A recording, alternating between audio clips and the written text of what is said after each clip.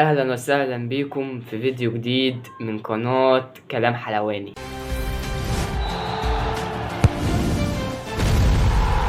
بنبدأ ونقول الزمالك يتألق، وحاجة في منتهى الجمال من معتمد جمال اللي في منتهى الجمال الحقيقة.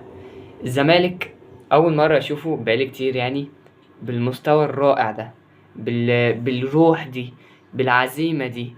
هتقولي ما بيعملوا في الدوري؟ قول الدوري بنلعب غزل المحلة، سموحة، بلدية المحلة، مع كامل احترامي، بس انك تقابل فريق زي شباب بلوزداد برا ملعبك بالجمهور ده، وتعمل الاداء ده والتألق ده، وتمشي رتم المباراة زي ما انت عايز وتستحوذ على الكورة، ده حاجة في منتهى الروعة. حاجة يترفع لها قبعة. انت الزمالك كان اول نص ساعة كان مستحوذ على الكورة معاه، الريتم معاه، عرف يقلل من خطورة وبداية قوة نادي شباب بلوزداد. وبعدين الزمالك يا جماعة لو نفتكر في دوري ابطال افريقيا لما لعبنا شباب بلوزداد على ارضك وبره ارضك خسرت. لما انت بتكسب بره ارضك 1-0، الروح دي انا بقالي كتير ما بشوفهاش، صح، بقالي كتير قوي ما شفتهاش. احنا كنا بادئين الدوري، بدايه الدوري ما كانش فيه روح خالص، والكابتن انت ما كنتش حاسس بيه. انت ما كنتش حاسس بقائد للفريق. انت دلوقتي في روح ومعنويه والتفاف رائع. الحقيقه لسه هنتكلم في الفني والكوره، بس انا عايز اتكلم وادي الحق للروح والعزيمة والإصرار والجمال اللي عامله معتمد جمال. الحقيقة اللعيبة في رجولة مش طبيعية، في حمية، ففي رجولة في الملعب، في خوف على النادي، وفي عزيمة، وفي إصرار، وفي جمال، في كل حاجة. نروح للكورة. الحقيقة معتمد جمال بيستغل كل الفرص، بيستغل كل الكور وكل الفرص، بيستغل الركنية والتماس والفاولات وبناء باللعب. عامل اداء رائع. انت بتشوف في التماس بيخلي حد يقطع يلعبها براسه ويرجعها، بتشوف في الركنيات جمل ولعب، بتشوف في الفاولات على حسب الخصم، بيشكلها على حسب الخصم، بناء باللعب في منتهى الروعة. مهدي سليمان الحقيقة مالك جون، انت حاسس اللي فيه حارس ومطمن، مش خايف اللي يخش فيه جون وبتاع. الغلطة بسببه، بس عدل بعد كده وتصدى لكذا كورة كانت خطيرة. فالزمالك ماشي على خطة كويسة، عايز بس دعم اكتر مالي ونفسي، مادي ونفسي. والزمالك ده ان شاء الله لو اتوفر له الحاجات دي هياخد الدوري والكونفدرالية، صدقوني. فمعتمد جمال بدأ الماتش، معتمد جمال بحسه اللي هو قاري المباراة بطريقة ممتازة، بيحط اللعيبة على نسب وقرارات معينة. بدأ بمهدي سليمان وهو الأحق. حسام عبد المجيد الرائع، عامل مستوى عالي الحقيقة، يعني الولد ده استوى وبقى على أتم الجاهزية اللي يلعب في كأس العالم، يستحق اللعب في كأس العالم. لعيب في منتهى الروعة، كل الكور الرأسية العالية بتاعته، كل الكور الأرضية بتاعته بناء لعب جيد. والحقيقة برضو ونشيد باللي جنبه محمد إسماعيل، الاتنين مريحين بعض. ما الحاجات كانت الزمالك كان بيعمل أخطاء دفاعية فادحة، بالذات من حسام عبد المجيد كان بيعمل أخطاء. دلوقتي ما شاء الله نمسك الخشب، حسام عبد المجيد مستواه اتطور بكتير. ومحمد اسماعيل هو جاي الراجل العالمي، باين ايه، باين لمسته في الكوره من الاول، عكس بقى لعيبه تانية في حته تانية. فبعد كده نروح، طبعا محمد اسماعيل عالمي يعني، نروح بعد كده لعمر جابر. الحقيقه عمر جابر غريب يعني، بس محدش طبعا يختلف عليه اللي هو قائد وعالمي ورجوله، بس عرضياته مفيش خالص. يعني الكرة اللي عدى بيها اللي لعبها وانتو مع احمد ربيع، اخدها عمل عرضية سيئة خالص، طلعت بره. يعني عيب يكون في باك زي قيمة عمر جابر مش عارف يعمل عرضية، يعني عيب. بس هو رجولة وقائد وعالمي، عمل ماتش هايل، بس العرضيات تتحسن. يعني الحقيقة احنا بنشوف محمد ابراهيم بيعمل عرضيات احسن من كده، وان شاء الله القادم احسن. نروح لفتوح. فتوح الكرة، بص نفسك تروح الكرة ليه عشان تطمن، عشان انت هتبقى عارف الكورة صعب جدا ونادر اللي تتقطع منه. بتحس براحة لما الكرة تروح له، بيعرف يطلعك بالكورة، يعرف يمسك الكورة، عالمي مفيش اختلاف عليه. واحمد ربيع، بعد كده نروح لاحمد ربيع. لسه شوية احمد ربيع، احس يعني لسه في الخبرات الافريقية لسه ما اكتسبهاش، بس هو لعيب كويس، بس عايز يسرع كورته هو. وبالمناسبة معلش نرجع لمحمد اسماعيل. محمد اسماعيل كان كذا كرة بيتقدم فيها لازم يسرع كورته اسرع من كده، وكانت الكرة هتتقطع منه. فاحمد ربيع عايز خبرات بس هو جيد بس لسه برضه عايز يشتغل عليه، ممكن يطلع اعاره الولد ده، مش حاسس هيكمل. نروح لشحاتة. شحاتة اللي لسه راجع بس عالمي، الرجولة في دمه. لعب الكورة يعني في منتهى الروعة. انت بتشوف في اول ماتش الكورة بياخدها عليه وبتاع، بي بي بيستخلص الكورة بروعة بصراحة. يعني انا شخصيا بحب شحاتة جدا. هو طارق حامد، رجولة طارق حامد، رجولة طارق حامد بس على كورة اللي تستمتع، والكرة في رجله، شوت وباصات وسروهات وروح وقتالية وجرينتا في منتهى الروعة. نروح بعد كده لبزيرة. بزيرة العالمي، بزيرة التاريخي. بزيرة ده خلاص كده دخل التاريخ من أوسع أبوابه. هتقولي إيه؟ دخل التاريخ خلاص. هو من الأول والحاجات الجميلة بيعملها مع الجمهور، هو داخل القلب. فالحقيقة بزيرة ساحر، الماجيكانو، عيل لعيب وجميل بطريقة، او لسه لما يطور كمان الفينش بتاعه هيروح في حتة تانية. وطبعا نروح للأسطورة كعب بتاعه عالمي، بس برضه عايز يطور في الفينش. مع انه يعني ناصر منسي تحسه بقى بيجيب الجوان الصعبة بس. انا بجيب جوان عالمية، انا الأسطورة، انا اللي بجيب جوان ما جاتش. طب يا عم جيب لنا كور انفراد سهلة، لا. طب يا عم جيب كورة سهلة يا عم، لا. هي كور بس الجامدة العالمية اللي تخش بوشكاش، بس انا بجيب كور وجوان عالمية بس. عم ماشي. نروح لعدي الدباغ. عدي الدباغ ما كنتش حاسه، بس برضو كان كويس. بس يعني مكسوف اقولها، بس عدي الدباغ عايز يطور من الدفاع بتاعه. تقولي ده مهاجم، اقول لك عندك حق، بس هو دلوقتي بيلعب جناح، عايز حتة الدفاعية تتطور شوية. وطبعا عدي الدباغ يعني هايل جدا وما شاء الله عليه، مش محتاج كلام. والصفقة اللي الزمالك بقاله كتير قوي ما جابش مهاجم زي عدي الدباغ، بيعرف يفنش من ساعة ما كان الجزيري جزيري. عدي الدباغ حقيقة يعني. نروح لأحمد شريف اللي نزل سرع كورته، عايز ثقة، لسه شوية، لسه صغير. الحقيقة مش عايز أقول لسه صغير، بس لسه في نواقص. برضه هو كمان هو مهاجم، بس دلوقتي انت بتلعب وينج يعني مش قوي في كذا كورة، كان عايز يسرع اكتر يعمل الصح، بس يعني كويس. نقول التقييمات. مهدي سليمان نبدأ بيه. الحقيقة يعني كان عاجبني قوي، 8/10. والحقيقة في طلوع اللعب كان هايل، ما كانش خايف، ما كانش متوتر، قليل جدا ما فيش غير كرة واحدة بس عملها غلط. نروح بعد كده لحسام عبد المجيد، 9/10، عالمي. يعني الحقيقة عاجبني قوي. محمد اسماعيل 7/10، ما كانش فايق قوي. نروح لعمر جابر. عمر جابر 8/10، يروح بسبب الروح والقتالية، وكذا كرة كان بياخد الكرة وبيطلع يجري بيها. ودي كانت حاجة كويسة في آخر الدقايق.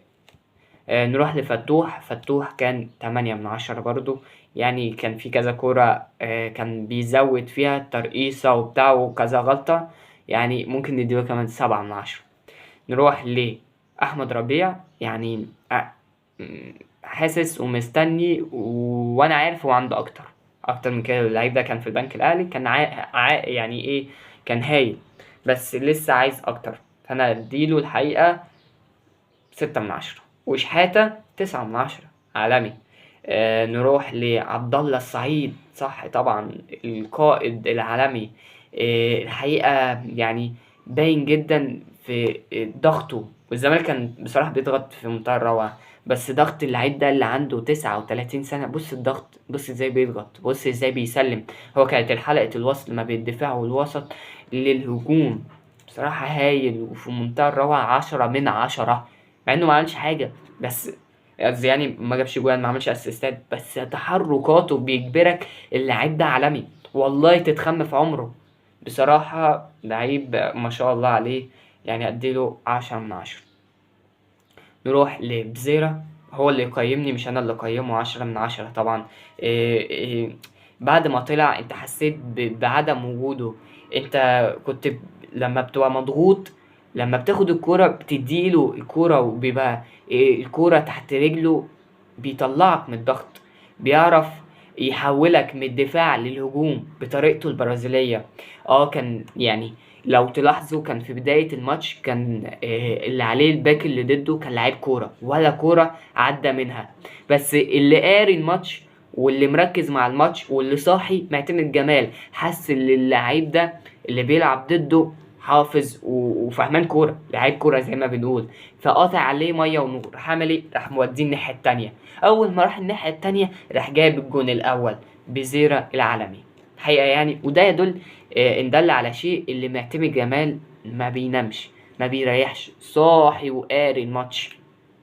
فالحقيقة يعني نروح لعدي الدباغ، ما كنتش حاسه بس برضه كويس يعني، تحركاته والوان تاتش بتاعته والكورة يعني اديله 7 من 10. وناصر منسي 7 من 10 برضه.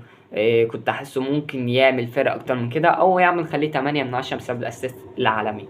اسيست بصراحة يعني مزيكا من ناصر منسي. معتمد جمال 20 مليون مليار ديشليار تريليون تريليار مليار عالمي، مع 10 من 10 مليار، 10 من 10 بصراحة يعني. ما كنتش أتوقع بصراحة بداية معتمد جمال اللي يوصل للمنطقة دي اللي احنا فيها. بصراحة أنا ما كنتش متوقع اللي معتمد جمال يعمل المستوى ده. كنت متوقع له الخير وبتاع، بس اللي نروح معاه ان شاء الله للنهائي ونكسب معاه الدوري بصراحة ما كنتش متوقع. واظن الجميع ما كانش متوقع. بس الحقيقة ايه ده، انا مصدوم، انا مندهش، بلاش مصدوم، مندهش يعني. الحقيقة وعامل اداء معرفش يعمله لا يانك فيريرا ولا الجروس ولا اي مدرب تاني، ولا احمد عبد الرؤوف مع كامل احترامي. ايمن رمادي ده كان كويس بس برضه ما كناش متوقعين يعمل كده يعني. الحقيقه يعني انا مبسوط، انا مبسوط. ولا اجيب بقى مدرب ب150 ولا 300 مليون معرفش ليه، وادفع له شرط جزائي ويلوي دراعي. لا يابا، ده مدرب مصري كان ما كانش بياخد فلوسه، لسه عامل عقد، وعقد بسيط جدا بالالوفات المصريه، وعامل لي اداء في منتهى الجمال. فانا مبسوط من اللي بيعمله معتمد جمال واللعيبه ومجلس الاداره. وان شاء الله الزمالك قادم والحياه هتحلو وهناكل سوشي في الجو. بس نروح للاهلي. الحقيقه الاهلي بقى يحط ويعلق اخطائه في شماعات. الاهلي اللي بقى بيشتكي من الحكام، الاهلي اللي بقى بيقول اللي فيه مؤامرة عليه، الاهلي اللي بقى كلمته ملهاش معنى، ملهاش فايدة، قوته ومبادئه وقيمه انهارت واندثرت. يعني الحقيقة مش ده الاهلي اللي عارفينه، مش ده الاهلي اللي يطلع بيان، او مش لازم بيان بس نشوف الدنيا بتترج، الدنيا بتخاف منه. لا لا لا لا، مفيش خلاص. بسبب كرة واحدة وخطأ واحد الاهلي بيتكشف. هتقولي بيكشف ايه؟ هقول لك بقى بيقولوا اللي احنا بنقوله، الحكام سيء، في اخطاء، بقى في ظلم. ده كله كنا بنقول، دلوقتي الاهلي بقى بيقوله. دلوقتي الاهلي بقى بيعلق الاخطاء وعدم عدم سوء لعبه، يعني بيعلق سوء لعبه بالاخطاء التحكيميه. وانا كان نفسي ضربة جزاء تتحسب، عشان ما يجيش نهاية الدوري يقول لك بص احنا خسرنا بسبب التحكيم وبسبب الكورة، والزمالك اخد الدوري معرفش بايه وايه وايه. مش هيسكتوا. دلوقتي الاهلي اللي بقى بيقول كده، دلوقتي الاهلي اللي بقى بيحاول يروح كونفدرالية. الاهلي ممكن ما يروحش كونفدرالية. الاهلي باللعيبة دي والنجوم دي والفلوس دي والصفقات الكيدية مش عارف يكسب. الاهلي اللي من اول السيزون كنا بنقول اللي هيخسر 3 و4 يا بخته، دلوقتي الاهلي مش عارف يجيب جون واحد، مش عارف يتعادل، بيتعادل بالعافية، مش عارف يكسب الفوز ده انا نسيته. امتى الاهلي بقى عادي تتفرج الاهلي هيخسر؟ من امتى؟ من امتى الاهلي بقت تتفرج عليه ممكن يخسر عادي؟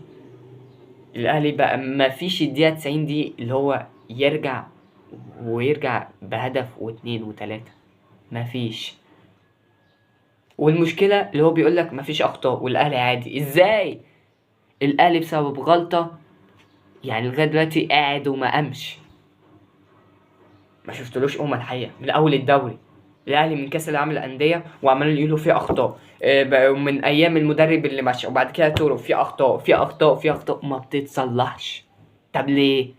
بسبب مجلس الإدارة دراعه ملوي من الشرط الجزائي. ايه الاهلي ما بيقفش على حد فين؟ الاهلي بمن حضر فين؟ الاهلي بلاعيبته مش بمدربه فين؟ بصراحة انا اصلا من الاول كنت شايف الخطيب بالنسبة لي ما يستحقش ادارة الاهلي. وبصراحة انا بالنسبة لي مجلس ادارة سيء. انا اقول لك بوجهة نظري يعني، انا لما اجيب صفقات كيدية ان اجيب تريزيجيه ب 500 مليون او يا عم بمليون، اجيب تريزيجيه بسنه ده واجيب البديل بتاعه بن شرقي، ده سميه ايه؟ ده سميه لصفقات كيديه. انت معاك فلوس ما تجيب النواقص بتاعتك. من اول السيزون احنا كانوا بيقول مفيش باك شمال في الاهلي، مفيش باك يمين، دفاع، عايزين مهاجم صريح، عايزين ده كله. انت جبت فين؟ ما جبتش. جبت صفقات اللي الزمالك كان حاطط ايده عليها. انت اول ما عرفت الزمالك كان عايز يجيب بن شرقي رحت اخدته، الزمالك عايز يجدد زيزو رحت اخدته، ياسين مرعي رحت اخدته. طب ده ايه؟ ده نسميه ايه؟ والله مجلس اداره سيء. انا بالنسبه لي اللي انت تجيب تريزيجيه بالعمر ده وبن شرقي البديل بتاعه بالعمر ده، ده مش شطاره. ده مش شطاره. الاتنين اعمارهم كبار وكلنا عارفين. يا عم جبت تريزيجيه جيبه، انت حر، بس قول لي دلوقتي عمل لك ايه؟ زيزو اللي انت شاريه قول لي عمل لك ايه؟ ولا اي حاجه. وتقول لي ده كابوسك، تقول لي ده الصفقه الحراقه، فعلا ده حراقه. ده هو اللي مولعك. هو اللي مبوظك يا عم. مش مبوظك بس ايه قول لي إيه الحقيقه يعني؟ قول لي الاخطاء اللي انت فيها دي بسبب ايه؟ هتقول لي بقى ايه؟ هتقول لي حاجات تانية، هتقول لي مش زيزو ومش بن شرقي، امال ايه؟ مش عايزين تعترفوا، مش عايزين تعترفوا، مش عايزين تعترفوا بسوء الإدارة وسوء الصفقات. الأهلي مفيش مهاجم صريح، مفيش مهاجم صريح قوي. فين؟